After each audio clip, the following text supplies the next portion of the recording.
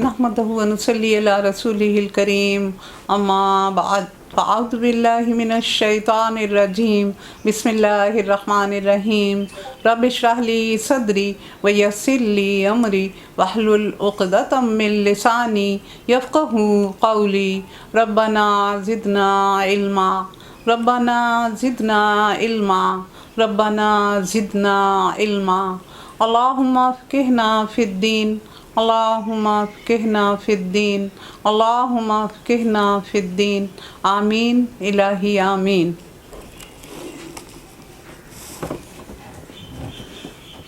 سورۃ سبا 39 آیت۔ اعوذ باللہ من الشیطان الرجیم بسم اللہ الرحمن الرحیم ان ربی یبسط الرزق لمن یشاء من عبادہ ویقدر لہ وما انفقتم من شیء فہو یخلفہ وہو خیر الرازقین یوم یحشرہم جمیعا ثم یقول للملائکۃ اہؤلاء ایاکم کانوا یعبدون قالوا سبحانک انت ولینا من دونہم بل کانوا یعبدون الجن اکثرهم بهم مؤمنون فاليوم لا يملك بعضكم لبعض نفعا ولا ضرا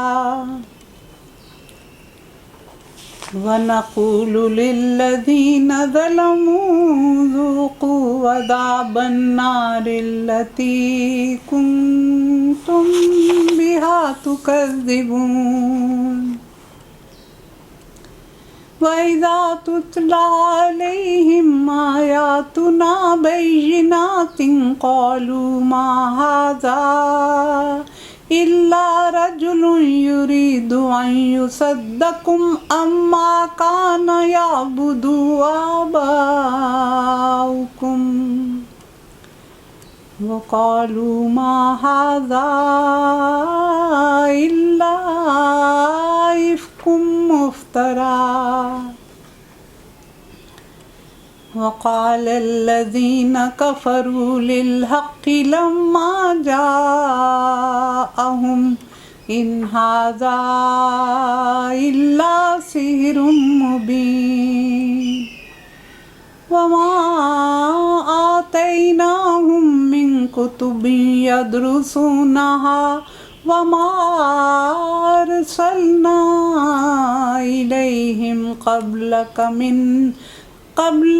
من نذیر آمنت باللہ صدق اللہ العظیم۔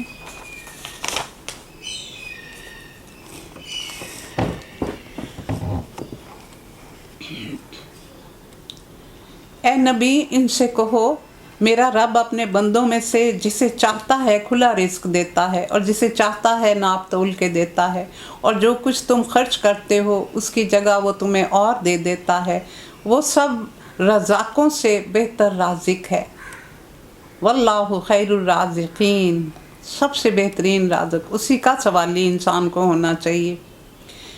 حضرت شفیق بلخی کا قول ہے کہ لوگ 4 باتوں میں اللہ کی موافقت ضرور کرتے ہیں لیکن عمل نہیں کرتے۔ نمبر 1، کہتے ہیں ہم اللہ کے بندے ہیں، عبد ہیں، تو عبد کا مطلب ہوتا ہے غلام۔ کہتے ہیں ہم اللہ کے غلام ہیں لیکن عمل آزادوں جیسے کرتے ہیں۔ کہتے ہیں اللہ ہمارا رازق ہے مگر دل ان کے مطمئن نہیں اور دنیا کی طرف ہیں، دنیا کے وسائل کی طرف ہیں۔ کہتے ہیں آخرت دنیا سے بہتر ہے مگر مال دنیا کے لیے جمع کرتے ہیں اور آخرت کے لیے گناہ माल दुनिया के लिए और आखिरत के लिए गुनाह। चौथा कहते हैं हम ज़रूर मरने वाले हैं, मगर अमल ऐसे करते हैं जैसे कभी मरना ही नहीं। ये हालात। और जिस दिन वो तमाम इंसानों को जमा करेगा और फिर फरिश्तों से पूछेगा क्या ये लोग तुम्हारी इबादत करते थे, तो वो जवाब देंगे पाक है आपकी ज़ात, हमारा ताल्लुक़ आपसे है, इन लोगों से नहीं। दरअसल ये हमारी नहीं बल्कि जिन्नों की इबादत करते थे। देखें, कोई अपने ऊपर शिरक का धब्बा नहीं डालना चाहता। हालांकि उनको बेटियां बना के पूजा जा रहा, कहते नहीं नहीं नहीं बारी ताला ना, हमारी नहीं करते, ये जिन्नों की करते होंगे, क्योंकि जिन्नों की भी प्रस्तिश की जाती थी। इनमें से अक्सर उन्हीं पर ईमान लाए हुए थे। उस वक्त हम कहेंगे आज तुम में से कोई ना किसी को फ़ायदा पहुंचा सकता है ना नुकसान, और जालिमों से हम कह देंगे अब चखो इस अज़ाबे जहन्नम का मज़ा। यानी हर दौर के मुशरिकीन फरिश्तों को देवी और देवता करार देकर उनके बुत बनाते और उनकी प्रस्तिश करते। कोई बारिश का, कोई बिजली का, कोई हवा का, कोई दौलत की देवी, लक्ष्मी देवी कहते थे, तो कोई इल्म की और कोई मौत और हलाकत की। तो इसके मुतल्लिक अल्लाह ताला फरमा रहा है कि क़यामत के रोज़ इन फरिश्तों से भी पूछा जाएगा, तो वो कहेंगे हमारा कसूर नहीं है, हमने नहीं इनसे कुछ कहा था। ये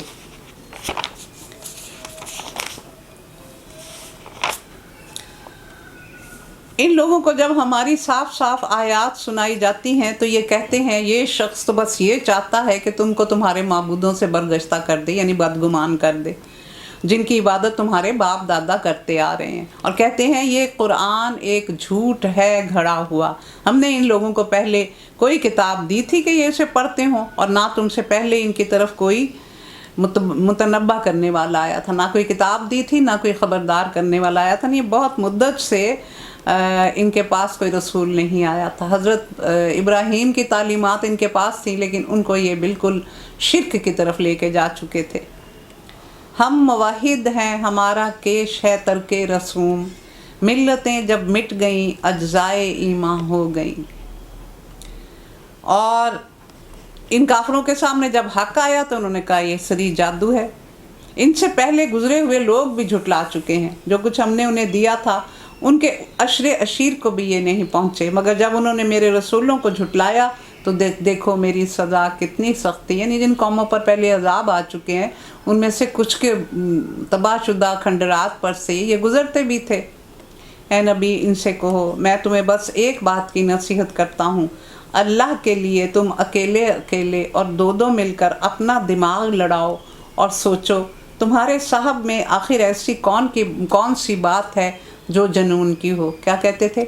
आपको जिन चिपक गया, आप जादूगर हैं नाउज़ुबिल्ला, आप काहिन हैं, आप शायर हैं, आप मजनू हैं, यानी ये सब तरह की चीज़ें। और ये जुनून क्यों, उस दौर में जुनून, और आज भी मेरा ख्याल है यही हिसाब है कि जुनून क्या होता है। कोई कहता है कि इसके ऊपर जादू का असर हो गया, कोई कहता है कि जिन का साया आ गया। आज भी हमारी बहुत सारी जो परसेंटेज है लोगों की, वो ये जिन्नों के चिपकने को समझती है कि उनकी कोई हैसियत है, और जिस पे कुछ ऐसी हिस्टीरिया जिसको हो जाए तो उसको कहते हैं कि इसको जिन चिपका हुआ है। फिर तीसरी बात वो कहते थे कि आप हमारे माबूदों को नाराज़ करते हो, तो फिर उनकी मार पड़ गई है।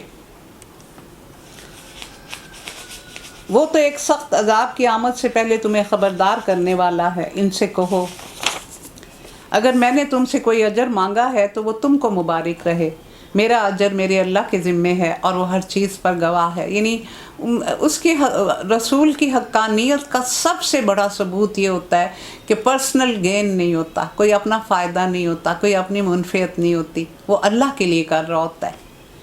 उनसे कहो मेरा रब मुझ पर हक़ का इल्का करता है और वो तमाम पोशीदा हकीकतों का जानने वाला है।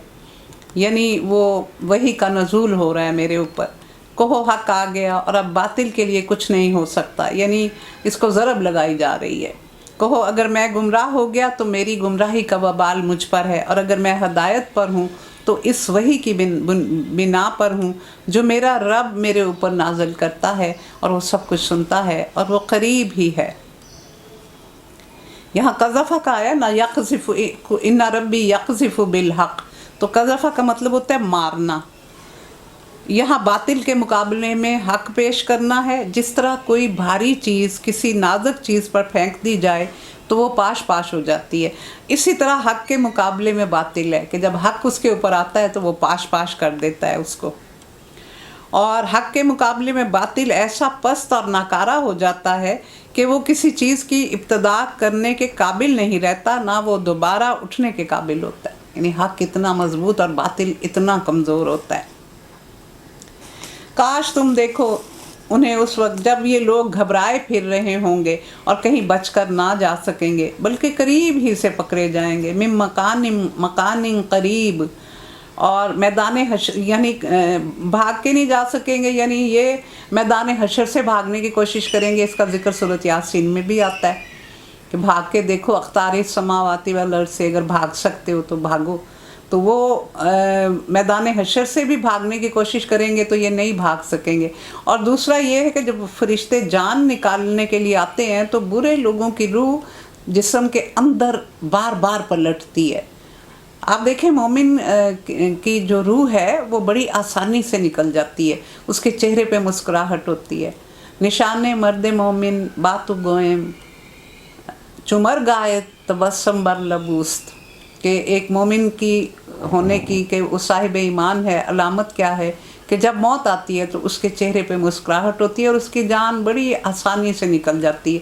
لیکن ان کی جو برے لوگ ہوتے ہیں، گناہگار ہوتے ہیں، مشرک ہوتے ہیں، ان کی روح جسم میں بار بار پلٹتی ہے اور ان کی جان مشکل سے نکلتی ہے۔ تو اس وقت ان کی یہ خواہش ہوگی کہ فرشتے ہمیں چھوڑ دیں اور ہم کہیں بھاگ جائیں، تو وہاں سے بھی یہ بھاگ نہیں سکیں گے۔ اس وقت یہ کہیں گے کہ ہم ایمان لائے، حالانکہ اب دور نکلی ہوئی چیز کہاں ہاتھ آ سکتی ہے، یہ وقت نکل گیا۔ کیا ہے کہ اب پچھتائے کیا ہوا، جب چڑیاں چگ گئی کھیت، اب کیا، اب تو کوئی فائدہ نہیں۔ اور اس سے پہلے یہ کفر کر چکے تھے اور بلا تحقیق دور دور کی کوڑیاں لایا کرتے تھے، اور اس وقت جس چیز کی یہ تمنا کر رہے ہوں گے اس سے محروم کر دیے جائیں گے، جس طرح ان کے پیش رو محروم ہو چکے ہوں گے۔ یعنی ان کے باپ دادا جن کے پیچھے یہ چل رہے تھے اور کہتے تھے کہ ہم نے ان کو یہ کرتے پایا ہے، تو یہ بھی اسی طرح محروم ہو جائیں گے۔ یہ بڑے گمراہ کن شک میں پڑے ہوئے ہیں، مریب۔ تو ریب ذالک الکتاب لا ریب فیہ ھدی للمتقین، شروع میں ہی کہا گیا، تو ریب شک کو کہتے ہیں۔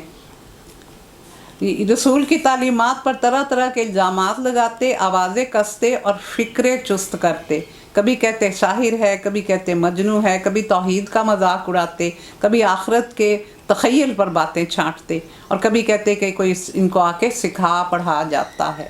اس چیز کا جواب دیا گیا۔ اگلی صورت فاطر ہے، اور اس کی جو مصحف کی یا مصحف کی ترتیب ہے وہ 35 ہے، اور نزولی ترتیب 43 ہے۔ تو یہ پہلی آیت ہی اس کی وجہ تسمیہ ہے کہ فاطر کا لفظ آیا، اور اس کا ایک اور نام بھی ہے۔ بہت سی صورتوں کے دو نام ہیں، اس کا دوسرا نام الملائکہ ہے، اور یہ بھی پہلی آیت ہی میں آیا ہوا ہے۔ اور یہ مکہ کے متوسط دور کی صورت ہے، متوسط دور 5 سے 10 نبوی تک کا تھا، اور اس میں 45 آیات ہیں اور 5 رکوع ہیں۔ اب چھوٹی صورتیں آنا شروع ہو گئی ہیں۔ تو میں نے آپ کو بتایا تھا کہ سورۃ البقرہ، سورۃ آل عمران، اور اس کے بعد سورۃ الانعام، پھر سورۃ الکہف، پھر سورۃ سبا اور فاطر، یہ سب صورتیں الحمدللہ سے شروع ہوتی ہیں۔ تو یہ بھی اسی سے شروع ہو رہی ہے۔ تو جب یہ اس طرح کی مماثلت ہوتی ہے تو صورتوں کا آپس میں بھی کچھ زیادہ ان کی مناسبت ہوتی ہے ایک دوسرے کے ساتھ۔ بسم اللہ الرحمن الرحیم، الحمد للہ فاطر السماوات والارض جاعل الملائکۃ رسلا اولی اجنحۃ مثنی وثلاث ورباع یزید فی الخلق ما یشاء ان اللہ علی کل شیء قدیر۔ ما یفتح اللہ للناس من رحمت فلا ممسک لها وما یمسک فلا مرسل له من بعدہ وهو العزیز الحکیم۔ اللہ کے نام کے ساتھ جو رحمان اور رحیم ہے۔ اور تعریف، الحمد کا مطلب صرف تعریف نہیں ہوتی، یہ 50% شکر ہوتا ہے اور 50% تعریف ہے اللہ کی۔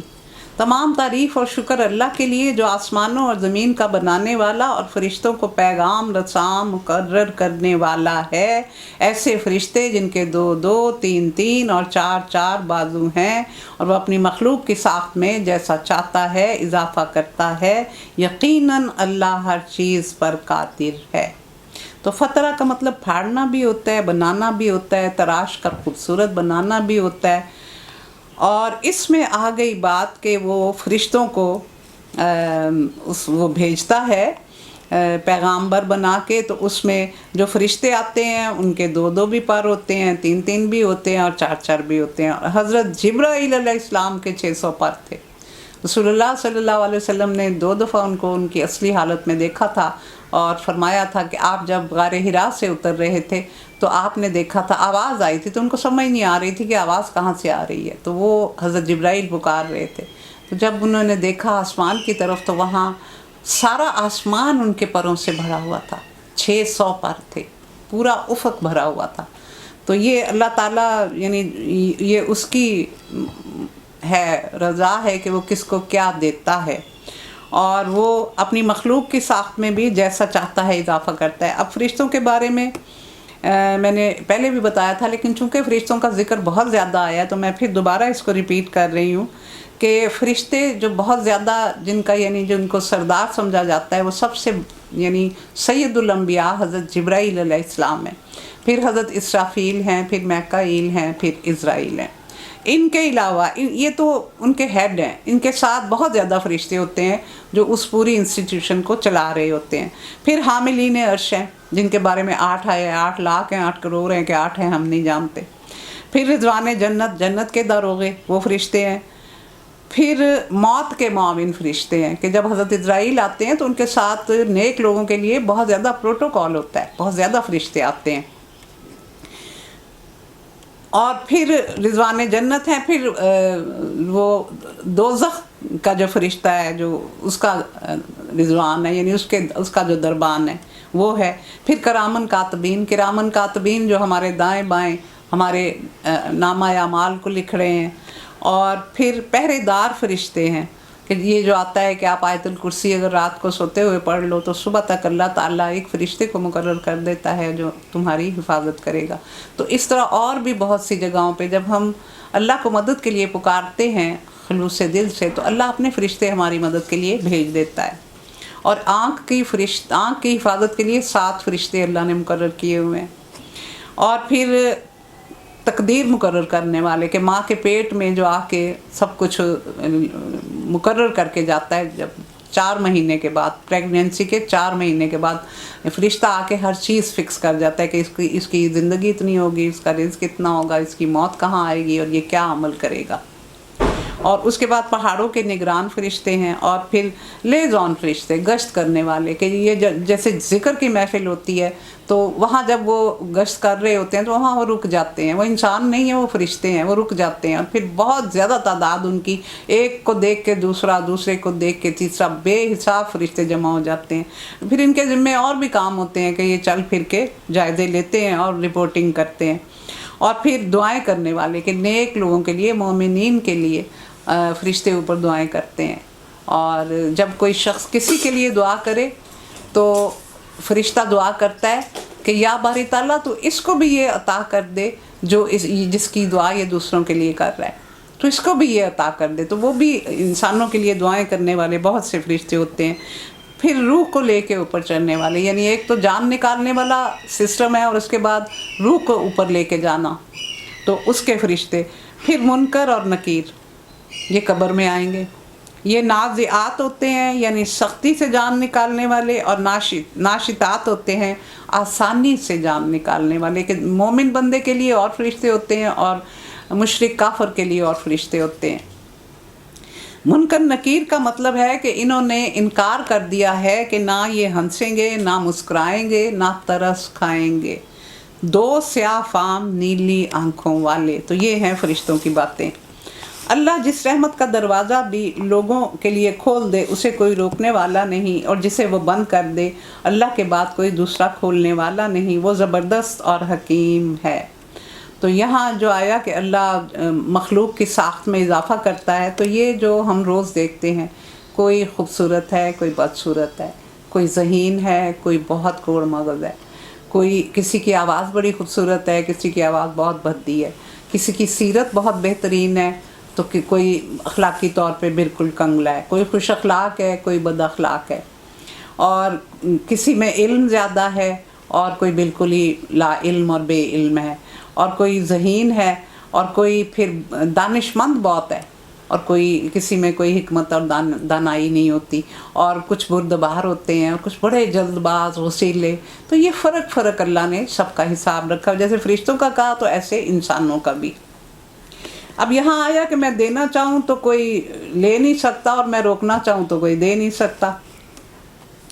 حضرت معاویہ نے اپنے گورنر کوفہ مغیرہ بن شعبہ کو خط لکھا کہ مجھے کوئی ایسی حدیث بھیجو جو تم نے رسول اللہ صلی اللہ علیہ وسلم سے خود سنی ہو۔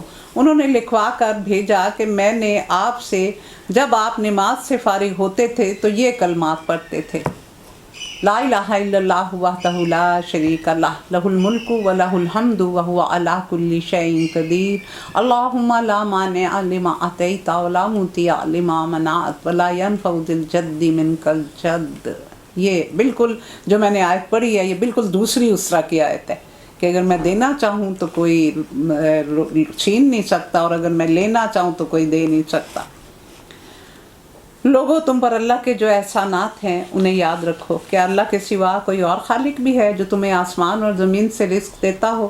کوئی معبود اس کے سوا نہیں، آخر تم کہاں سے دھوکہ کھاتے ہو؟ اب اگر اے نبی یہ لوگ تمہیں جھٹلاتے ہیں تو یہ کوئی نئی بات نہیں، تم سے پہلے بہت سے رسول جھٹلائے جا چکے ہیں، اور سارے معاملات آخرکار اللہ ہی کی طرف رجوع کرنے والے ہیں۔ لوگوں، اللہ کا وعدہ پر حق ہے، لہٰذا دنیا کی زندگی تمہیں دھوکے میں نہ ڈالے، اور نہ وہ بڑا دھوکے باز تمہیں اللہ کے بارے میں دھوکہ دینے پائے کہ در حقیقت شیطان تمہارا دشمن ہے، تم اس کو اپنا دشمن سمجھو۔ اب یہاں بڑا دھوکے باز شیطان برے کاموں کو اچھا ثابت کر کے تمہیں اس میں مبتلا نہ کر دے کہ تمہارا حال یہ ہو جائے کہ تم گناہ بھی کرتے رہو اور یہ سمجھتے رہو کہ ہم اللہ کے نزدیک مقبول ہیں اور ہمیں عذاب نہ ہوگا۔ یہ سب سے بڑی حماقت ہوتی ہے نا۔ وائے نادانی متائے کارواں جاتا رہا، کارواں کے دل سے احساس زیاں جاتا رہا، کہ اپنے نقصان کا ہی نہیں پتہ انسان کو، سب سے بڑا نقصان یہ ہے۔ اور دھوکہ وہ کیا دے رہا ہے کہ جیسے بابر با عیش کوش کے عالم دوبارہ نیست ہے، موج کر لو، بس یہی دنیا ہے، کھا پی لو ہے۔ اب اگر کوئی بڑی محنت کر رہا ہو، مثال کے طور پہ اگر دین کے کام میں بھی یا کسی اور کام اچھے کام میں بھی، تو بڑے ہمدرد بن کے لوگ کیا سمجھاتے ہیں کہ آپ اتنی مشقت میں اپنے آپ کو ڈال رہے ہو، کھایا پیا کرو، بس اپنے آپ کو بڑا موج میں رکھا کرو۔ یہ بڑی اچھی نصیحت وہ اپنی طرف سے کر رہے ہوتے ہیں۔ حضرت علی سے ایک شخص نے کہا کہ آپ سارا وقت عبادت میں مصروف رہتے ہیں اور اپنا سارا مال اللہ کی راہ میں خرچ کر دیتے ہیں، اور اگر آخرت نہ ہوئی تو پھر کیا ہوگا؟ تو آپ نے بڑا خوبصورت جواب دیا۔ آپ نے کہا کہ اگر ہم عبادت میں لگے رہتے ہیں تو ہم بری باتوں سے بچ جاتے ہیں، تمہارا فائدہ ہے کہ عبادت میں مصروف رہتے ہیں تو برے کاموں سے ہم اور بری باتوں سے ہم بچے رہتے ہیں، اور اگر ہم مال خرچ کرتے ہیں تو اس سے لوگوں کو بھلا ہوتا ہے، وہ ہمیں دعائیں دیتے ہیں اور ہمیں اس سے بڑا سکون ملتا ہے۔ وہاں ہی آپ نے اس کے ساتھ حساب برابر کر دیا، تو آخرت ہوئی تو وہاں بھی ہمیں فائدہ ہی ہوگا۔ وہ تو اپنے پیروکاروں کو اپنی راہ پر اس لیے بلا رہا ہے کہ وہ دوزخیوں میں شامل ہو جائیں، کہ وہ خود دوزخی ہے، اس کو پتہ ہے اس کا انجام کیا ہے، تو وہ یہ چاہتا ہے کہ لوگ بھی اس کی طرح ہو جائیں۔ جو لوگ کفر کریں گے ان کے لیے سخت عذاب ہے، اور جو ایمان لائیں گے اور نیک عمل کریں گے ان کے لیے مغفرت اور بہت بڑا اجر ہے۔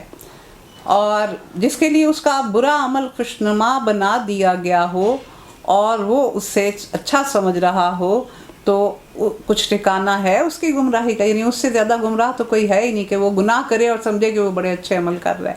حقیقت یہ ہے کہ اللہ جسے چاہتا ہے گمراہی میں ڈال دیتا ہے اور جسے چاہتا ہے راہ راست دکھا دیتا ہے۔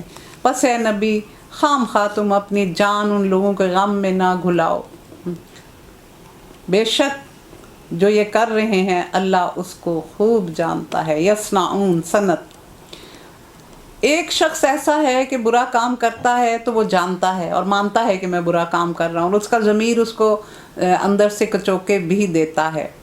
اور ایک شخص وہ ہے اور جو برا کام کرتا ہے اور سمجھتا ہے کہ میں بہت اچھے نیک کام کر رہا ہوں، میرا رب اس سے بڑا راضی ہو رہا ہے۔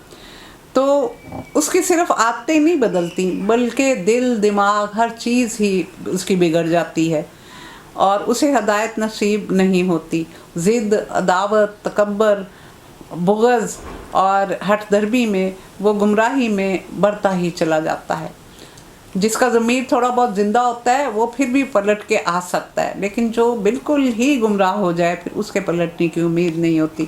امام بغوی نے ابن عباس سے نقل کیا ہے کہ یہ آیت اس وقت نازل ہوئی تھی جب رسول اللہ صلی اللہ علیہ وسلم یہ دعا فرما رہے تھے کہ یا اللہ اسلام کو عزت اور قوت عطا کر عمر بن خطاب یا ابو جہل، عمر بن حشام کے ذریعے، اس کا اصلی نام یہ تھا، ابو جہل ہے جہالت کا باپ، یہ اس کو لقب دیا گیا تھا۔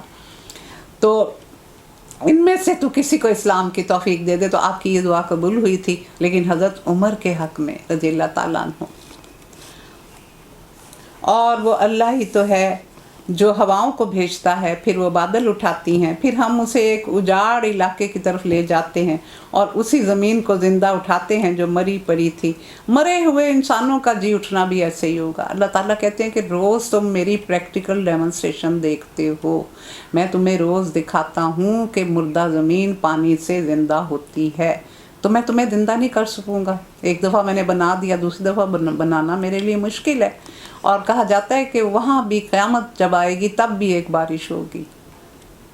تو جو کوئی عزت چاہتا ہے اسے معلوم ہونا چاہیے کہ عزت ساری اللہ کے لیے۔ من کان یرید العزت فللہ العزت جمیعا الیہ یصعد الکلم الطیب والعمل الصالح یرفعہ، اللہ کے لیے عزت ساری کی ساری، اس کے ہاں جو چیز اوپر اٹھتی ہے وہ صرف پاکیزہ قول ہے اور عمل صالح اس کو اوپر اٹھاتا ہے۔ یعنی تین مدارج ہیں نا، انسان کی ہدایت کے تین فیزز ہیں۔ سب سے پہلے کیا ہوتا ہے کہ جب بتایا جاتا ہے تو دل اس کو تسلیم کرتا ہے، کوئی اچھی بات بتائی گئی تو دل مانتا ہے، تو یہ تصدیق بالغیب ہوتی ہے، دل مانتا ہے، دل کو اچھی لگتی ہے، پھر انسان اس کو سنتا ہے، پھر وہ اپنی زبان سے اظہار کرتا ہے، پھر وہ اس کا بیان شروع کر دیتا ہے، اور اس کے بعد وہ پھر عمل میں داخل ہو جاتا ہے۔ تو یعنی تصدیق بالقلب اور اقرار باللسان اور عمل بالجوارح، یہ اس کو زیادہ آسانی سے اس طرح سمجھایا جا سکتا ہے کہ جب کوئی نان مسلم متاثر ہوتا ہے اسلام کی تعلیمات سے تو سب سے پہلے اس کا دل بدلتا ہے۔ دل کی کیفیت کا بدلنا بہت ضروری ہے۔ جب اس کا دل بدلتا ہے تو پھر وہ جاتا ہے کسی کے پاس، تو وہ کہتے ہیں کہ آؤ، کسی عالم کے پاس گیا، اس نے کہا ہاں آپ کلمہ پڑھ لو، پھر وہ زبان سے اقرار یعنی کلمہ پڑھنا، اور پھر اس کو کہا جاتا ہے کہ اب تم وضو کرو اور غسل اور وضو کے بعد تم اب نماز پڑھو، تو وہ عمل بالجوارح، کہ یہ ساری چیزیں ہوتی ہیں تو نیک عمل ہوتا ہے۔ اور رہے وہ لوگ جو بےہودہ چال بازیاں کر رہے ہیں، ان کے لیے سخت عذاب ہے، ان کا مکر خود ہی غارت ہونے والا ہے۔ اور اس میں جو عزت کا آیا وَلِلَّهِ الْعِزَّةُ وَرَسُولِهِ وَالْمُؤْمِنِينَ وَلَكِنَّ الْمُنَافِقِينَ لَا يَعْلَمُونَ، سورۃ المنافقین کی 8 آیت، کہ عزت تو ہے اللہ کے لیے، اس کے رسول کے لیے اور مومنین کے لیے، لیکن منافقین کو یہ بات سمجھ میں نہیں آتی۔ حضرت عبداللہ بن مسعود فرماتے ہیں ہم جتنی احادیث بیان کرتے ہیں سب کی تصدیق کتاب اللہ سے پیش کر سکتے ہیں۔ جب بندہ سبحان اللہ وبحمدہ والحمد للہ ولا الہ الا اللہ واللہ اکبر تبارک اللہ پڑھتا ہے تو ان کلمات کو فرشتے اپنے پروں پر اٹھا کر اوپر لے کے جاتے ہیں۔ فرشتوں کے مجمع میں سے جہاں سے بھی وہ فرشتہ گزرتا ہے جو وہ ان کلمات کو لے کے جا رہا ہوتا ہے، تو وہ کہنے والے کے لیے استغفار طلب کرتے ہیں، دیکھیں اللہ کا کتنا منظم سسٹم ہے، اور ہم ان سب باتوں سے غافل دنیا کے پیچھے دوڑ رہے ہیں کہ جہاں سے وہ گزرتے ہیں تو اس بندے کے لیے استغفار پڑھتے ہیں، فرشتے استغفار پڑھتے ہیں، یہاں تک کہ رب العزت کے سامنے یہ کلمات پیش کر دیے جاتے ہیں۔ اور عزت کسے ملتی ہے؟ کلمہ طیبہ پڑھنے والے کو، کہ جب وہ عمل صالح کرتا ہے تو فرشتے اللہ کے مقرب جو ہیں وہ وہاں وہ بھی عزت پاتے ہیں، اور انبیاء اللہ کے قریب ہوتے ہیں وہ بھی عزت پاتے ہیں، اور انسان مومن جب اپنے عمل سے، اپنی عبادات سے وہ جب اللہ کے قریب ہوتا ہے تو وہ بھی عزت پاتا ہے۔ رسول اور انبیاء عزت پاتے ہیں، فرشتے عزت پاتے ہیں، اور مومنین عزت پاتے ہیں، صالحین عزت پاتے ہیں۔ اور حدیث نبوی ہے، فرمان رسول ہے، اللہ تعالیٰ کسی قول کو بغیر عمل کے، کسی قول اور عمل کو بغیر نیت کے، اور کسی قول، عمل اور نیت کو بغیر مطابقت سنت کے قبول نہیں کرتا۔ جیسے قرطبی نے بیان کیا، یعنی جو کہا جائے وہ بھی سنت کے مطابق ہو، جو عمل کیا جائے وہ بھی سنت کے مطابق ہو، اور جو نیت ہو وہ بھی بالکل خالص اللہ کے لیے ہو۔ اللہ نے تم کو مٹی سے پیدا کیا، پھر نطفہ سے، پھر تمہارے جوڑے بنا دیے، مرد اور عورت۔ کوئی عورت حاملہ نہیں ہوتی اور نہ وہ بچہ جنتی ہے، مگر یہ سب کچھ اللہ کے علم میں ہوتا ہے۔ یہاں عورت کی بجائے مؤنث، ہر چیز کی جو مؤنث ہے، جو بھی وہ جنتی ہے، وہ اللہ کے علم میں ہے۔ کوئی عمر پانے والا عمر نہیں پاتا، اور نہ کسی کی عمر میں کمی ہوتی ہے، مگر یہ سب کچھ ایک کتاب میں لکھا ہوتا ہے، اور اللہ کے لیے یہ کام بہت آسان ہے۔ کیا ہے؟ غافل تجھے گھڑیال یہ دیتا ہے منادی، گردون نے گھڑی عمر کی ایک اور گھٹا دی، یعنی ہر گزرنے والا وقت ہماری عمر میں کمی کر رہا ہے۔ اور پانی کے دونوں ذخیرے یکساں نہیں ہیں، ایک میٹھا اور پیاس بجھانے والا، پینے میں خوشگوار، دوسرا سخت کھاری کے حلق چھیل دے، مگر دونوں سے تم تازہ گوشت حاصل کرتے ہو، پہننے کے لیے زینت کا سامان نکالتے ہو، اور اسی پانی میں تم دیکھتے ہو کہ کشتیاں اس کا سینہ چیرتے ہوئے چل رہی ہیں، تاکہ تم اللہ کا فضل تلاش کرو اور اس کے شکر گزار بنو۔ دیکھیں، ایک میٹھا پانی ہوتا ہے اور ایک کھاری پانی ہوتا ہے۔ کھاری پانی میں کیا مصلحت ہے کہ یہ جو آبی جانور ہیں، بے حساب 600 کے قریب ان کی قسمیں ہیں، یا شاید اس سے بھی زیادہ، تو یہ مر بھی جاتے ہیں، تو کھاری پانی کی وجہ سے یہ ان کا گوشت خراب نہیں ہوتا۔ جیسے آپ کو پتہ ہے کہ مچھلی مردہ بھی کھائی جا سکتی ہے، دریا یا سمندر میں مر گئی ہے اور وہ الٹی نہیں ہوئی، یعنی اس کو بہت زیادہ دن نہیں گزر گئے، جب زیادہ دن گزرتے ہیں تو الٹی ہو جاتی ہے، وہ نہیں کھائی جا سکتی، تو وہ مردہ مچھلی بھی حلال ہے۔ تو وہ پھر اس کھاری پانی کی وجہ سے وہ چیزیں خراب نہیں ہوتی، تو یہ اللہ کی اس میں مصلحت ہے۔ اور پھر تم اس سے یہ مونگے اور سپیاں اور جو نکالتے ہو، اور اس سے تمہارا روزگار چلتا ہے۔ وہ دن کے اندر رات کو اور رات کے اندر دن کو پروتا ہوا لے آتا ہے، چاند اور سورج کو اس نے مسخر کر رکھا ہے، یعنی خدمت پر لگا رکھا ہے، سب کچھ ایک وقت مقررہ تک چلا جا رہا ہے۔ وہی اللہ جس کے یہ سارے کام ہیں تمہارا رب ہے۔ ذالکم اللہ ربکم لہ الملک، ایسا ہوتا ہے اللہ جو یہ سارے کام کرتا ہے۔ تم نے کیا یہ پتھر کی مورتیاں رکھ کے ان کو رب بنایا ہوا ہے؟ بادشاہی اسی کی ہے، جسے چھوڑ کر تم جن دوسروں کو تم پکارتے ہو وہ ایک پرکاہ کے مالک بھی نہیں ہے۔ قطمیر کا لفظ آیا ہے، تو قطمیر کھجور میں انتہائی باریک جھلی جس میں گٹھلی ہوتی ہے، قطمیر اس کو کہا جاتا ہے۔ انہیں پکارو تو وہ تمہاری دعائیں بھی نہیں سن سکتے، اور سن لے تو کوئی جواب نہیں دے سکتے، اور قیامت کے روز وہ تمہارے شرک کا انکار کر دیں گے۔ حقیقت حال کی ایسی صحیح خبر تمہیں ایک خبر دینے والے کے سوا کوئی نہیں دے سکتا۔ وہ کیا کہیں گے؟ ما کنتم ایانا تعبدون، ما کنتم ایانا تعبدون، تم ہماری عبادت نہیں کرتے تھے۔ وَإِن كُنَّا عَنْ عِبَادَتِكُمْ لَغَافِلِينَ، اور ہم تو بے شک تمہاری عبادت سے غافل تھے۔ سورۃ یونس کی 28 اور 29، کہ ہمیں نہیں پتا کہ تم ہماری عبادت کرتے تھے۔ رسول اور نبی بھی یہ کہیں گے، اولیاء اللہ بھی یہ کہیں گے، حضرت عیسیٰ کا تو مکالمہ بھی آیا ہوا ہے، اور جو دوسری چیزیں ہیں جنہوں نے خود اپنے پیچھے لگایا ہوتا ہے ان کو سزا ملے گی، اور وہ تو سزا پائیں گے۔ لوگوں تم اللہ کے محتاج ہو، اور اللہ تو غنی اور حمید ہے، وہ چاہے تو تمہیں ہٹا کر کوئی نئی خلقت تمہاری جگہ لے آئے۔ اتنے نافرمان ہو، آج کل بھی تو یہ ہم سزا میں جو پھنسے ہوئے ہیں اپنی نافرمانیوں کی بدولت پھنسے ہوئے ہیں۔ ایسا کرنا اللہ کے لیے کچھ دشوار نہیں. وَلَا تَزِرُ وَازِرَةٌ وِزْرَ أُخْرَى، کوئی بوجھ اٹھانے والا کسی دوسرے کا بوجھ نہیں اٹھائے گا. یہ بڑی خاص آیت ہے جو قرآن میں کئی دفعہ آئی ہے. حضرت اکرمہ نے اس کی تفسیر یہ بیان کی کہ باپ قیامت والے دن بیٹے سے تھوڑی سی نیکیاں مانگے گا کہ مجھے دے دو تو میں جنت میں چلا جاؤں گا. بیٹا جواب دے گا یہ درست ہے کہ دنیا میں آپ نے میرے لیے بہت کچھ کیا، لیکن اگر میں نے اپنی نیکیاں آپ کو دے دیں تو پھر میرا کیا بنے گا. اور پھر وہ اپنی بیوی سے سوال کرے گا کہ میں نے دنیا میں سب کچھ تم پر قربان کر دیا، میری مدد کرو. تو بیوی بھی وہی جواب دے گی کہ اگر میں نے آپ کو دے دی تو پھر میرا اپنا کیا بنے گا، تو کوئی کام نہیں آئے گا. اگر کوئی لدا ہوا نفس اپنا بوجھ اٹھانے کے لیے پکارے گا تو اس کے بار کا ایک ادنا حصہ بھی بٹانے کے لیے کوئی نہ آئے گا، چاہے وہ قریب ترین رشتہ دار ہی کیوں نہ ہوں. اے نبی تم صرف انہی لوگوں کو متنبہ کر سکتے ہو جو بے دیکھے اپنے رب سے ڈرتے ہیں اور نماز قائم کرتے ہیں. شروع میں کیا آیا؟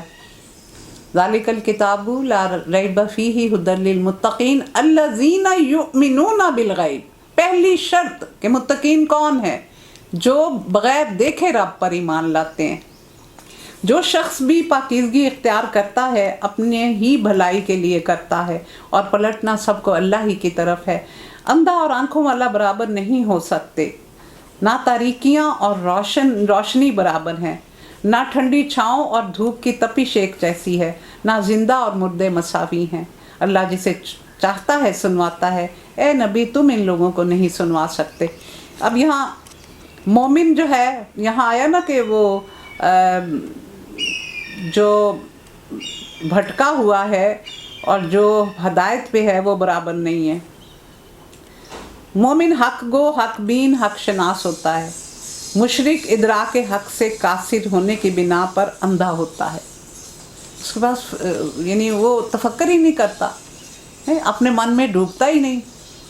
اپنے من میں ڈوب کر پا جا سراغ زندگی. تو اگر میرا نہیں بنتا نہ بن، اپنا تو بن. اپنے نفس سے ہی میرے تک پہنچ جا، کیونکہ ہماری رگوں میں لا الہ الا اللہ گردش کر رہے ہیں. ہم عہد الس کر کے آئے ہوئے لوگ ہیں.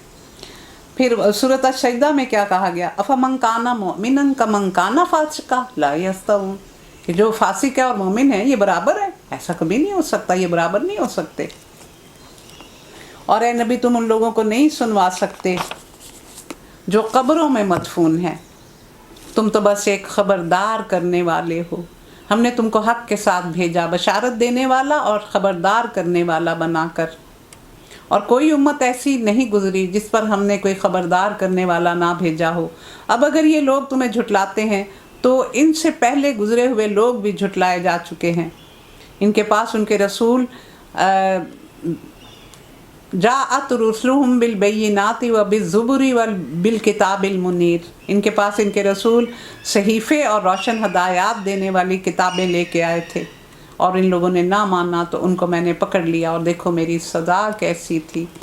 تو صحیفے جو ہوتے ہیں، یہاں زبر آیا نا، تو صحیفے جو ہوتے ہیں وہ زیادہ تر نصیحت کے پہ مبنی ہوتے ہیں اور اخلاقی ہدایات پر مشتمل ہوتے ہیں. اور کتاب جو ہے وہ ایک پوری شریعت پہ مشتمل ہوتی ہے، جیسے قرآن اور تورات یہ پوری شریعت والی کتابیں تھیں. وَلِكُلِّ قَوْمٍ ہاد، یہاں آیا نا کہ ہر ایک کے لیے میں نے بھیجا ہے. تو یہ بات سورۃ الرعد کی 7 آیت میں بھی کہی گئی کہ ہر قوم کے لیے ایک ہدایت دینے والا ہوتا ہے. وَلَقَدْ بَعَثْنَا فِي كُلِّ أُمَّةٍ رَسُولًا، سورۃ النمل 36 آیت. اور البتہ تحقیق بھیجا ہم نے ہر امت میں ایک رسول. تو یہ آیات اس طرح کی ملتی جلتی بار بار قرآن میں آئی ہیں. کیا تم دیکھتے نہیں کہ اللہ آسمان سے بارش برساتا ہے، پھر اس کے ذریعے سے ہم طرح طرح کے پھل نکال لاتے ہیں جن کے رنگ مختلف ہوتے ہیں، اور پہاڑوں میں بھی سفید، سرخ اور گہری سیاہ دھاریاں پائی جاتی ہیں، ان کے رنگ مختلف ہوتے ہیں. دیکھیں ہر انسان کا رنگ فرق ہوتا ہے. اگر ہم میڈیم ریس ہیں، ہم گندمی ریس ہیں، تو ہمارا بھی اس میں بھی آپ دیکھیں کہ کوئی ہم میں بہت فیئر ہوتے ہیں، کوئی ذرا زیادہ ڈارک ہوتے ہیں. تو کتنی تنوع پایا جاتا ہے، کتنی ورائٹی ہے ایک رنگ میں بھی. اسی طرح جو وائٹ ہیں ان میں بھی بڑی ورائٹی ہے، ان کے بھی وائٹ رنگ بھی فرق ہوتے ہیں. اس طرح یلو ریس ہے، ان میں بھی بڑی ورائٹی ہے. پھر اس طرح ایک جو بلیک ہیں ان میں بھی بڑی ورائٹی ہے، ان کے بلیک میں بھی یعنی فرق رنگ ہوتے ہیں بلیک بھی. تو یہ اللہ تعالیٰ نے چیزوں کے رنگ رکھے اور ہر ایک میں ایک خاص اللہ تعالیٰ کی طرف سے یعنی ایک خاص خوبصورتی ہوتی ہے ہر رنگ میں. آپ یہ نہ سمجھیں کہ بلیک خوبصورت نہیں ہوتے یا یہ کہ وائٹ سارے وائٹ بڑے خوبصورت ہوتے ہیں، ایسا نہیں ہوتا. اور اسی طرح انسانوں اور جانوروں اور مویشیوں کے رنگ بھی مختلف ہیں. تو جب یہ ریور جا رہا ہوتا ہے تو اتنا خوبصورت لگتا ہے کہ دل چاہتا ہے بندہ ان کو دیکھتا ہی رہے. انما یخشی اللہ من عبادہ العلماء ان اللہ عزیز غفور.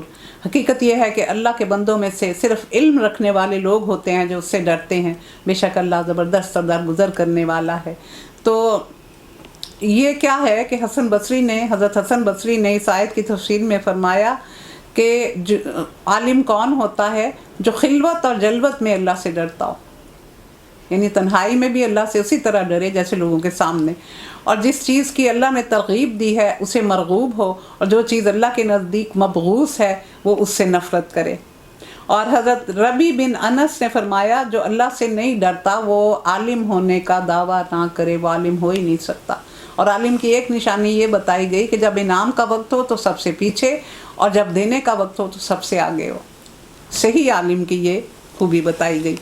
حضرت عبداللہ بن مسعود نے فرمایا لیس العلم عن کثرت الحدیث ولکن علم عن کثیرت الخشیہ، کہ علم یہ نہیں ہے کہ کس حدیث کو بہت زیادہ بیان کیا جائے، بلکہ خوف خدا کی کثرت جو زیادہ ہوتی ہے تو وہ علم والا ہوتا ہے، جس میں اللہ کا خوف زیادہ ہوتا ہے. جو حدیثیں بہت بیان کر رہا ہے، جو بیان بڑے خوبصورت دے رہا ہے لیکن اس کے اندر خشیت نہیں، تو وہ صحیح عالم نہیں کہلائے گا.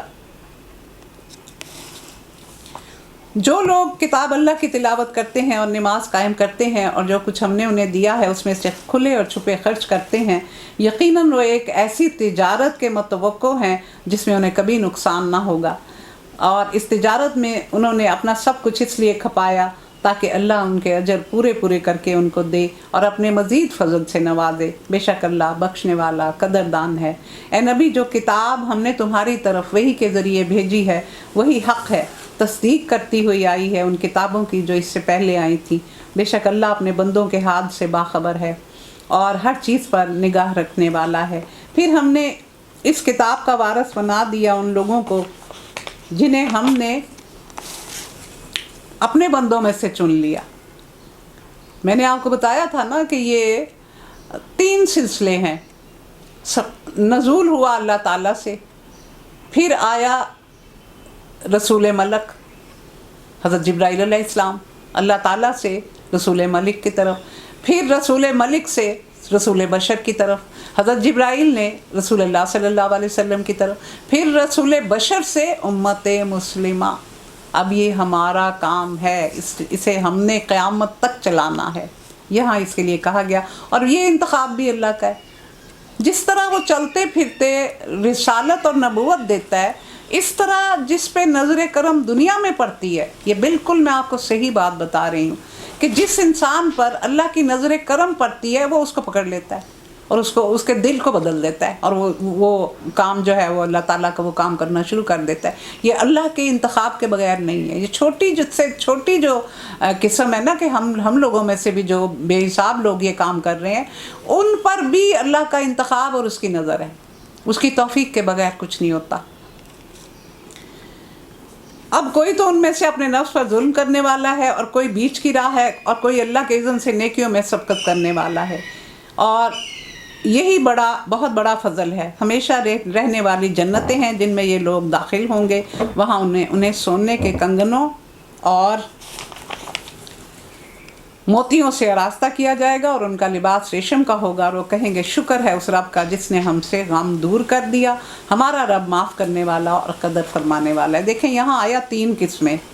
سب سے پہلی قسم کیا ہے کہ جو اپنے نفس پر ظلم کرتے ہیں، یعنی وہ لوگ جو واجبات اور محرمات کو چھوڑ دیتے ہیں. حلال اور حرام کا ان کو فرق ان کے نزدیک مٹ جاتا ہے نا، کہ ظلم کر رہے ہیں اپنی جانوں پر، تو انہیں پھر رنج و غم کے بعد جنت ملے گی. ان کا حساب بہت سخت ہوگا. دوسری قسم آ گئی کہ بیچ کے درمیانے لوگ جو ہیں مقتصد، اور وہ کون سے ہیں کہ ان سے وراثت کا حق کم و بیش ادا کرتے ہیں مگر پوری طرح نہیں کرتے، یعنی مستحب کو ترک کر دیا، مکروہات سرزد ہو گئیں، ان سے ہلکا حساب لیا جائے گا، کیونکہ نیکی کے کام بھی کر لیے، کبھی گناہ بھی ہو گیا، کبھی کوئی خطا بھی ہو گئی، ساتھ ساتھ نیکیاں بھی چل رہی ہیں، تو ان کا حساب ہلکا ہوگا۔ تیسرے ہیں سابقون الاولون، سبقت کرنے والے، یہ سب سے بڑے درجے کے لوگ ہیں، صف اول کے لوگ، یہی دراصل اس وراثت کا حق ادا کرنے والے ہیں، جو اللہ نے اپنی وراثت ڈالی ہے نا کہ یہ تم نے کام کرنا ہے۔ یہ اتباع کتاب اور سنت میں بھی پیش ہیں، اللہ کا پیغام اس کے بندوں تک پہنچانے میں بھی پیش ہوتے ہیں، اور دین کے لیے بڑی قربانیاں دیتے ہیں، تو یہ ان کے بارے میں کہا جاتا ہے کہ یہ بغیر حساب کے جائیں گے۔ انبیاء کے بارے میں ہے کہ وہ درہم اور دینار کی وراثت نہیں چھوڑا کر سکتے، ان کے وارث علماء ہوتے ہیں، چاہے ان کی اپنی اولاد میں سے ہوں یا نہ ہوں۔ پھر یہاں کہا گیا کہ ان کو یہ اس طرح ان کو سونے کے کنگن اور موتیوں کے کنگن اور ریشمی لباس پہنایا جائے گا۔ تو حضرت حذیفہ فرماتے ہیں کہ میں نے رسول اللہ صلی اللہ علیہ وسلم سے سنا، آپ نے فرمایا ریشمی لباس نہ پہنو اور سونے اور چاندی کے برتنوں میں پانی نہ پیو اور نہ ان کی پلیٹوں میں کھانے کھایا کرو، کیونکہ یہ چیزیں دنیا میں کفار کے لیے ہیں اور آخرت میں مومنین کے لیے۔ اسے بخاری اور مسلم میں بیان کیا گیا۔ اور امام قرطبی نے فرمایا کہ حضرات مفسرین نے فرمایا کہ ہر جنتی کے ہاتھ میں 3 کنگن پہنائے جائیں گے، ایک سونے کا، ایک چاندی کا اور ایک موتیوں کا۔ اور حضرت عبداللہ بن عمر کی روایت ہے کہ رسول اللہ صلی اللہ علیہ وسلم نے فرمایا، یہاں آیا نا کہ اللہ نے شکر ہے اس ذات کا جس نے ہم سے غم دور کر دیا اور ہمیں جنت عطا کی، تو اس کے بارے میں ہے کہ رسول اللہ صلی اللہ علیہ وسلم نے فرمایا کلمہ لا الہ الا اللہ کہنے والوں میں نہ موت کے وقت کوئی وحشت ہوتی ہے، نہ قبر میں، نہ محشر میں، گویا کہ میں دیکھ رہا ہوں کہ جس وقت یہ لوگ اپنی قبروں سے اٹھیں گے تو یہ کہتے ہوئے اٹھیں گے، یہ آیت الحمدللہ الذی اذھب عنا الحزن، یہ کہتے ہوئے وہ اپنی قبروں میں سے اٹھیں گے، جس نے ہمیں اپنے فضل سے ابدی قیام کی جگہ ٹھہرا دیا، اب یہاں نہ کوئی مشقت پیش آتی ہے، نہ تکان لاحق ہوتی ہے، اور جن لوگوں نے کفر کیا ان کے لیے تو جہنم ہے، نہ ان کا قصہ پاک کر دیا جائے گا کہ مر جائیں، اور نہ جہنم کے عذاب میں کوئی کمی آئے گی، موت تو ہے ہی نہیں، موت کو تو اللہ نے مینڈے کی صورت میں حساب کتاب مکمل ہونے کے بعد مینڈے کو بلانا ہے اور اس کو ذبح کر دینا ہے، اور پھر اعلان کرنا ہے کہ میں نے موت کو مار دیا، اب کسی کے لیے موت نہیں ہے۔ اس طرح ہم بدلہ دیتے ہیں ہر شخص کو جو کفر کرنے والا ہے، اور وہ چیخ چیخ کے کہے گا اے ہمارے رب ہمیں یہاں سے نکال تاکہ ہم نیک عمل کریں ان اعمال سے مختلف جو ہم پہلے کرتے رہے، اور پھر انہیں کہا جائے گا کیا ہم نے تم کو اتنی عمر نہ دی تھی کہ تم سبق حاصل کر سکتے، اور تمہارے پاس خبردار کرنے والا بھی آیا تھا، اب مزہ چکھو، ظالموں کا وہاں کوئی مددگار نہ ہوگا۔ بے شک اللہ آسمانوں اور زمین کی ہر پوشیدہ چیز سے واقف ہے، وہ سینوں کے چھپے ہوئے راز بھی جانتا ہے، وہی تو ہے جس نے تمہیں زمین میں خلیفہ بنایا۔ اب جو کوئی کفر کرتا ہے تو کفر کا وبال اسی پر ہے، اور کافروں کو ان کا کفر اس کے سوا کوئی ترقی نہیں دیتا کہ ان کے رب کا غضب ان پر زیادہ سے زیادہ بھڑکتا چلا جاتا ہے، دنیا میں بھی اور آخرت میں بھی۔ کافروں کے لیے خسارے میں اضافے کے سوا کوئی ترقی نہیں، نقصان ہی نقصان۔ خسارہ ایسے نقصان کو کہتے ہیں جس کی تلافی ہی ممکن نہ ہو۔ حضرت ابو ہریرہ نے نبی کریم صلی اللہ علیہ وسلم سے ایک حدیث نقل فرمائی کہ جو شخص کم عمر پائے اس کے لیے تو عذر کا کچھ موقع ہے، مگر 60 سال اور اس سے زیادہ عمر پانے والوں کے لیے کوئی عذر نہیں، وہاں کوئی عذر وہ پیش نہیں کر سکیں گے۔ بخاری، احمد، نسائی، ابن جریر اور ابن ابی حاتم میں بیان کیا گیا۔ اے نبی ان سے کہو کبھی تم نے دیکھا بھی ہے اپنے ان شریکوں کو جنہیں تم اللہ کو چھوڑ کر پکارا کرتے ہو؟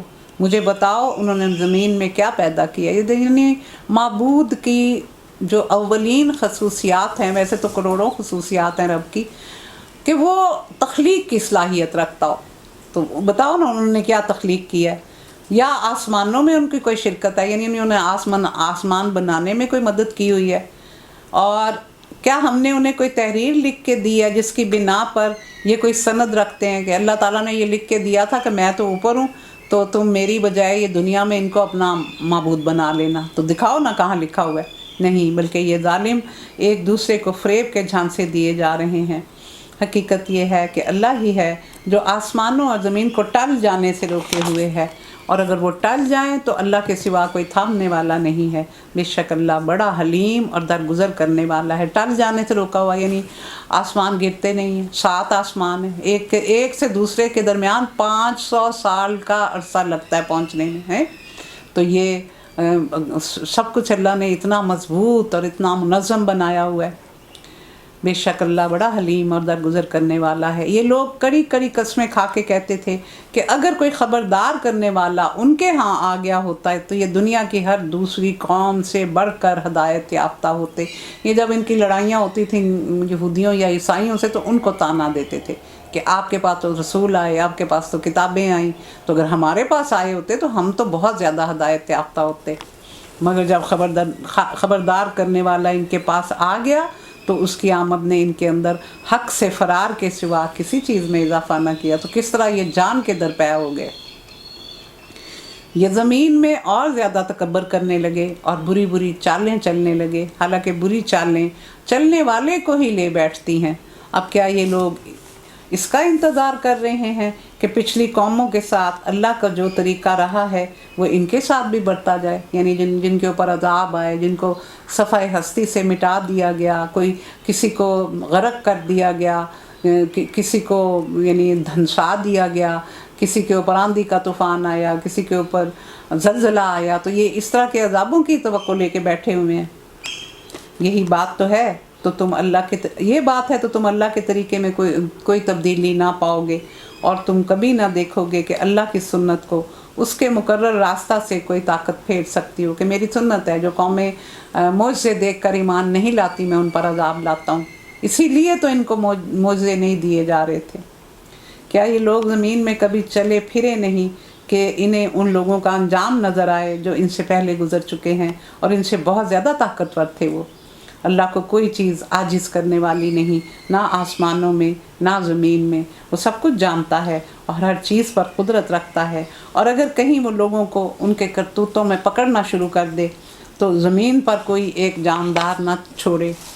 وَلَٰكِن يُؤَخِّرُهُمْ إِلَىٰ أَجَلٍ مُّسَمًّى فَإِذَا جَاءَ أَجَلُهُمْ فَإِنَّ اللَّهَ كَانَ بِعِبَادِهِ بَصِيرًا، مگر وہ انہیں ایک مقررہ مدت کے لیے مہلت دے رہا ہے، پھر جب ان کا وقت آن پورا ہوگا تو اللہ اپنے بندوں کو دیکھ لے گا۔ یعنی دنیا جزا سزا کا گھر نہیں، یہ دارالامتحان ہے، جزا سزا کا دن، مالک یوم الدین، وہ جو مالک ہے اس دن کا، وہ قیامت کا دن ہے اور وہ آ کے رہے گا۔ اگلی صورت یاسین ہے، یہ بہت ہی خاص صورت ہے اور مجھے یقین ہے کہ یہ بہت سے لوگوں کو زبانی بھی یاد ہوگی، اور اگر نہیں ہے تو ضرور کوشش کریں اس کو حفظ کرنے کی۔ تو اس کی اتنی زیادہ خصوصیات بیان کی گئی ہیں کہ دل چاہتا ہے کہ بندہ اس کو ضرور حفظ کرے۔ اور بزاز میں فرمان رسول ہے، میری چاہت ہے کہ میری امت کا ہر فرد جو ہے اسے یہ صورت یاد ہو، کہ رسول اللہ صلی اللہ علیہ وسلم کی خواہش بھی ہے، 2 اجر ملیں گے ہمیں۔ ابن عربی نے احکام القرآن میں فرمایا کہ امام مالک نے فرمایا یہ اللہ کے ناموں میں سے ایک نام ہے، یاسین۔ ابن عباس سے بھی ایسی ہی روایت ملتی ہے۔ ایک روایت میں ہے کہ یہ حبشی زبان کا لفظ ہے جس کے معنی ہیں اے انسان، اور انسان سے مراد رسول اللہ ہیں۔ اور ابن جبیر کی روایت ہے کہ یہ رسول اللہ کا نام ہے، یا سیدی، آپ کو یا سیدی یعنی اے سردار کہہ کے مخاطب کیا گیا۔ اور یہ متوسط یا آخری دور کی صورت ہے، متوسط 5 سے 10 اور آخری 10 سے 13۔ اس کا نام حدیث میں عظیمہ آیا ہے، یعنی بہت عظمت والی۔ حدیث کے مطابق تورات میں اس کا نام معمہ آیا ہے، یعنی اپنے عام پڑھنے والوں کے لیے دنیا اور آخرت کی برکات اور خیرات عام کرنے والی، اور اس کے پڑھنے والے کا نام شریف آیا ہے۔ بعض روایات میں اس کا نام مدافعہ آیا ہے، یعنی اپنے پڑھنے والوں سے بلاؤں کو دفع کرنے والی، ہٹانے والی۔ بعض میں اس کا نام قاضیہ آیا ہے، یعنی حاجات کو پورا کرنے والی. اسے روح المعانی میں بیان کیا گیا ہے.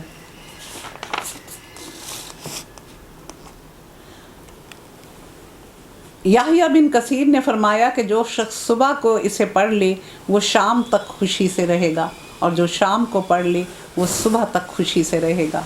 اور اسے مظہری نے بیان کیا ہے. اور معقل بن یسار سے روایت کی گئی کہ نبی کریم صلی اللہ علیہ وسلم نے فرمایا یاسین قلب القرآن ہے، یعنی یاسین قرآن کا دل ہے. یہ اسی طرح کی تشبیہ ہے جس طرح سورۃ فاتحہ کو ام القرآن کہا گیا. فاتحہ کو ام القرآن قرار دینے کی وجہ یہ ہے کہ اس میں قرآن پاک کی پوری تعلیم کا خلاصہ آ گیا ہے. اور یاسین کو قرآن کا دھڑکتا ہوا دل اس لیے کہا گیا کہ وہ قرآن کی دعوت کو نہایت پرزور طریقے سے بیان کرتی ہے، جس سے جمود ٹوٹتا ہے اور روح میں حرکت پیدا ہوتی ہے. اور معقل بن یسار اور بہت سے اور لوگوں سے یہ روایت نقل کی گئی ہے کہ حضور صلی اللہ علیہ وسلم نے فرمایا کہ اقرأوا سورۃ یاسین علی موتاکم، اپنے مرنے والوں پر سورۃ یاسین پڑھا کرو. اس کی مصلحت یہ ہے کہ مرتے وقت مسلمان کے ذہن میں نہ صرف یہ کہ تمام اسلامی عقائد تازہ ہو جائیں، بلکہ خصوصیت کے ساتھ اس کے سامنے آخرت کا نقشہ آ جائے، اور وہ جان لے کہ حیات دنیا کی منزل سے گزر کے اب آگے کن منزلوں سے اس کو سابقہ پیش آنے والا ہے. اس مصلحت کی تکمیل کے لیے مناسب یہ ہوتا ہے کہ غیر عربی لوگ جب اس کی تلاوت کریں کسی اپنے ایسے شخص کے جس سے نزع کا عالم طاری ہے، تو اس کو پورا ترجمہ بھی ساتھ پڑھیں تاکہ اس کو سمجھ آئے. مردے سنتے ہیں تاکہ اس کو سمجھ آئے.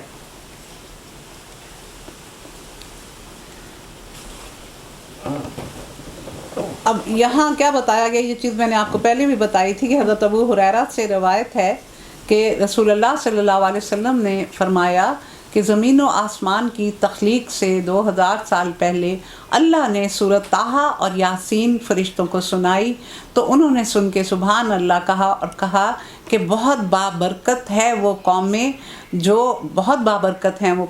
جن پر یہ صورتیں نازل ہوں گی، بہت بابرکت ہیں وہ سینے جو ان کو محفوظ رکھیں گے، اور بہت بابرکت ہیں وہ زبانیں جو ان کی تلاوت کریں گی. تو یہ دیکھیں کہ ہم کتنے خوش نصیب ہیں کہ ہمارے لیے فرشتوں نے یہ اپنی رائے دی تھی. تو یہ اس کی فضیلت کے پیش نظر میں نے اس کا آپ کو کافی تعارف کروایا. بسم اللہ الرحمن الرحیم. یاسین والقرآن الحکیم انک لمن المرسلین علی صراط مستقیم تنزیل العزیز الرحیم لتنذر قوما ما انذر آباؤهم فهم غافلون لقد حق القول على أكثرهم فهم لا يؤمنون إنا جعلنا في أعناقهم أغلالا فهي إلى الأذقان فهم مقمحون وجعلنا من بين أيديهم سدا ومن خلفهم سدا فأغشيناهم فهم لا يبصرون وسواء عليهم أنذرتهم أم لم تنذرهم لا يؤمنون.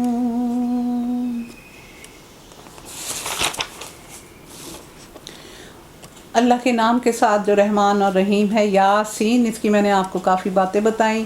حروف مقطعات ہیں اور یہ ایک ہی دفعہ آیا ہے. یہ حروف مقطعات ایک ہی دفعہ آئے ہیں.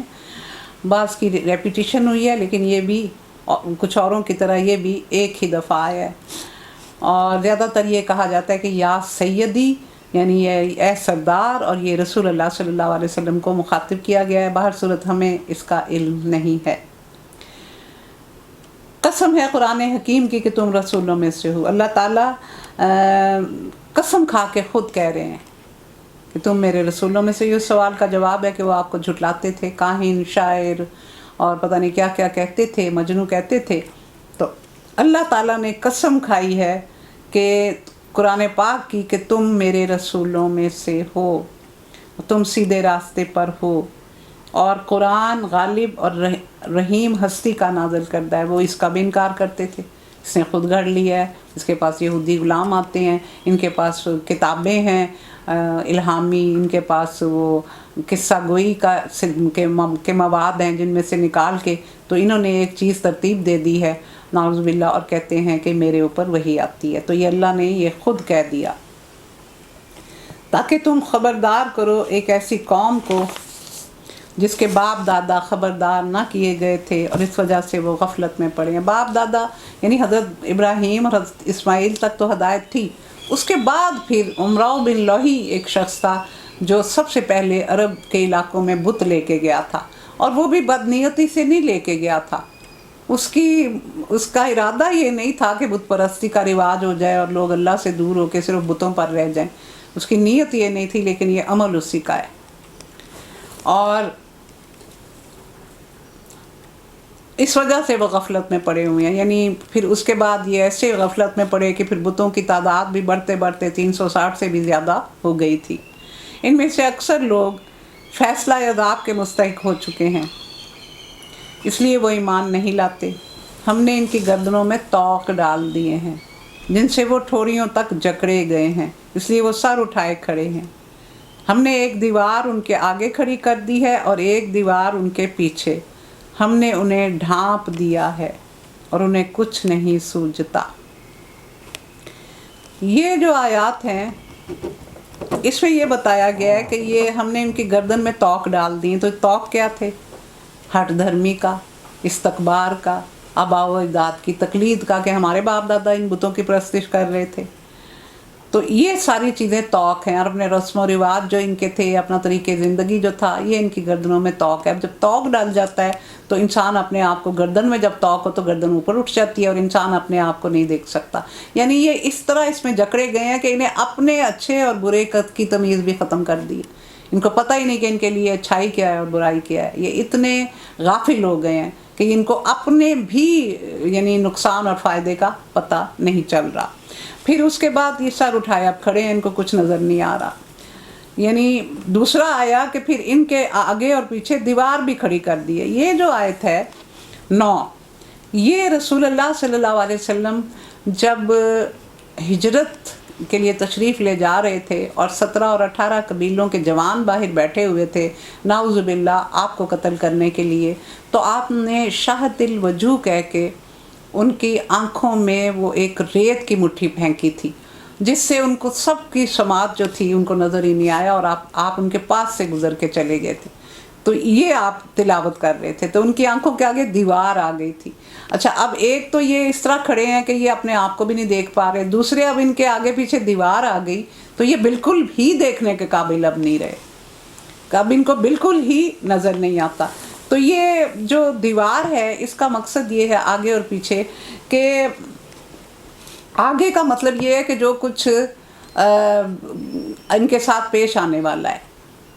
یعنی ایک تو وہ ہے نا کہ یہ ساری قوموں کے جو حالات تھے وہ ان کے سامنے تھے کہ جنہوں نے رسولوں کی نافرمانی کی، اللہ کی نافرمانی کی، تو ان کے اوپر کس طرح اللہ نے عذاب بھیجے، لیکن انہوں نے اس سے کوئی سبق نہیں سیکھا، وہ دیوار ہی بن گئے ان کے لیے. اور دوسرا یہ ہے کہ جب ان کو بار بار یہ کہا جاتا ہے کہ یہ دنیا ختم ہوگی، انسان کا اجل مسمى ایک وقت مقررہ ہے، اور جب اس کی جان نکل جائے گی اور روح نکل جائے گی جسم سے تو پھر اس کے لیے ایک اور یعنی عالم ہوگا اور وہ برزخ کا ہوگا، اور اس کے بعد پھر برزخ کے بعد میدان حشر میں حساب کتاب ہوگا، اور آخرت میں انسان اپنے اعمال کے مطابق جواب دہ ہوگا. تو یہ چیز بھی ان کو پتہ نہیں چل رہی، یعنی نہ تو آگے آنے والے حالات سے وہ کوئی سبق لے رہے ہیں کہ ان کو بتایا جا رہا ہے کہ قیامت آئے گی، حساب کتاب ہوگا، اور نہ ہی وہ گزرے ہوئے واقعات سے کہ جن قوموں نے اپنے رسولوں کو جھٹلایا اور نہ مانا تو ان کا انجام کیا ہوا، نہ اس چیز سے وہ کوئی سبق لے رہے ہیں. یعنی ان کی آنکھیں بند ہو چکی ہیں، اب وہ کسی قابل نہیں ہیں، وہ کسی ہدایت کے قابل نہیں رہ چکے. امام راضی نے فرمایا کہ نظر کے معنی دو قسم کے ہوتے ہیں، ایک جس سے انسان خود کو نہ دیکھ سکے اور ایک جس سے گرد و پیش کو نہ دیکھ سکے، کہ جب انسان پہ جہالت کا پردہ پڑتا ہے تو اپنا بھی اچھا برا اس کو بھول جاتا ہے، اور پھر ارد گرد کے حالات سے بھی وہ کوئی سبق نہیں لیتا۔ یہاں یہی بتایا گیا ہے، ان کے لیے یکساں ہے، تم انہیں خبردار کرو یا نہ کرو، تم اس کو خبردار کر سکتے ہو جو نصیحت کی پیروی کرے اور بے دیکھے رب سے ڈرے، ہے نا۔ ایمان بالغیب اللہ کو مطلوب ہے، ایمان بالجبر وہ نہیں چاہتا کہ میں معجزے دکھاؤں جبریہ ایمان تم لے آؤ، کیونکہ ہمیں اپنے وجود میں محسوس ہوتا ہے کہ ہمارا خالق ایک ہے۔ ہمیں کیوں سجدہ کرنے میں کتنی تسکین ملتی ہے، حالانکہ ہماری سب سے پیاری چیز جا کے زمین کے ساتھ لگ جاتی ہے، تو کیوں اتنا سکون ہمیں ملتا ہے؟ کیونکہ ہمیں بنایا اس طرح گیا ہے، ہماری تخلیق اس طرح کی گئی ہے کہ ہمیں ایک در چاہیے جس کے آگے ہم جھکیں اور اپنا سر جھکائیں، اور وہ رب کا در ہے، وہ ہمارے خالق کا، ہمارے مالک کا، ہمارے اللہ کا در ہے۔ تو ہمارے اندر یہ ارج موجود ہے کہ ہم اپنے رب کے آگے جھکیں اور اس کو راضی کریں۔ تو یہاں یہی چیز یہاں سمجھائی گئی، اسے مغفرت اور اجر کریم کی بشارت دے دو، جب بالغیب ہر چیز کائنات کی اللہ کا پتہ دے رہی ہے۔ انسان کی تخلیق، بچہ پیدا ہوتا ہے، اس سے بڑا معجزہ ہے کوئی؟ مجھے بتائیں کتنا بڑا یہ معجزہ ہے، لیکن ہم لے مین ہیں، ہم چیزوں کے پاس سے گزر جاتے ہیں اور ہمیں کوئی احساس ہی نہیں ہوتا کہ کتنے بڑے معجزے ہمارے ارد گرد رونما ہو رہے ہیں۔ ہم یقیناً ایک روز مردوں کو زندہ کرنے والے ہیں، جو کچھ افعال انہوں نے کیے وہ سب لکھتے جا رہے ہیں، اور جو آثار انہوں نے پیچھے چھوڑے وہ بھی ہم ثبت کر رہے ہیں۔ ہر چیز کو ہم نے ایک کھلی کتاب میں درج کر رکھا ہے۔ افعال کیے کہ اگر نیک عمل کیے، علم جو پھیلایا وہ جب تک پھیلتا رہے گا، نامہ اعمال میں نیکیاں، اولاد نیک چھوڑی وہ نیکیاں کر رہی ہے، صدقہ جاریہ بن گئی، کوئی اور ایسا کنواں بنا دیا، کوئی ہسپتال بنا دیا، کوئی یتیم خانہ بنا دیا، اب تو اولڈ ایج ہومز بھی بن رہے ہیں۔ تو جو بھی کوئی اس طرح کی نیکی کی، جب تک وہ چلتی رہے گی تو اس کے نامہ اعمال میں وہ نیکیاں آتی رہیں گی، اور پھر لوگ بھی جو ہیں وہ ان کو لے کے دیکھیں، ماں باپ سے زیادہ تر کو میجورٹی کو بہت پیار ہوتا ہے، تو اگر ان کے ماں باپ نے کوئی چیز کام شروع کیا ہو نیکی کا، تو ان کی خواہش ہوتی ہے کہ ہم اس کو لے کے چلتے رہیں، یعنی ان کے جانے کے بعد یہ ختم نہ ہو، بلکہ ہم اس کو چلاتے رہیں جو وہ چلا کے گئے تھے۔ تو اس طرح پھر یہ یعنی وہ بڑھتے رہتے ہیں اور آثار ان کے ثبت ہوتے رہتے ہیں، یعنی وہ ایک مستقل نیک عمل ہوتا ہے، آثار اس کے ثبت رہتے ہیں، اس کے نقوش جو ہیں وہ ضائع نہیں ہوتے۔ تو اس طرح پھر اس کا فائدہ ملتا رہتا ہے۔ اور انہیں مثال کے طور پر بستی والوں کا قصہ سناؤ، جب کہ اس میں رسول آئے تھے، ہم نے ان کی طرف 2 رسول بھیجے، انہوں نے دونوں کو جھٹلا دیا، اور پھر ہم نے تیسرا مدد کے لیے بھیجا، اور ان سب نے کہا کہ ہم تمہاری طرف اللہ کے رسول کی حیثیت سے بھیجے گئے ہیں۔ تو یہ ایک قوم تھی، شام کا شہر انطاکیہ تھا، وہاں کے یہ لوگ تھے۔ تو وہاں حضرت عیسیٰ کے 2 جو حواری تھے، صادق اور صدوق، کو ان لوگوں کی اصلاح اور تبلیغ کے لیے بھیجا گیا تھا، لیکن جب انہوں نے ان کو بہت زیادہ تنگ کیا تو پھر تیسرے حضرت شمون کو حضرت عیسیٰ علیہ السلام نے بھیجا تھا۔ تو وہاں جب وہ گئے تو ایک شخص تھا یوسف نجار ہوتا ہے بڑھئی، تو اس سے جب ملاقات ہوئی تو اس کا بیٹا 2 سال سے بیمار تھا اور اسے جذام یعنی کوڑ کا مرض تھا۔ تو اس نے کہا کہ اگر آپ لوگ میرے اس بچے کو ٹھیک کر دیں گے تو میں آپ کی بات مان لوں گا۔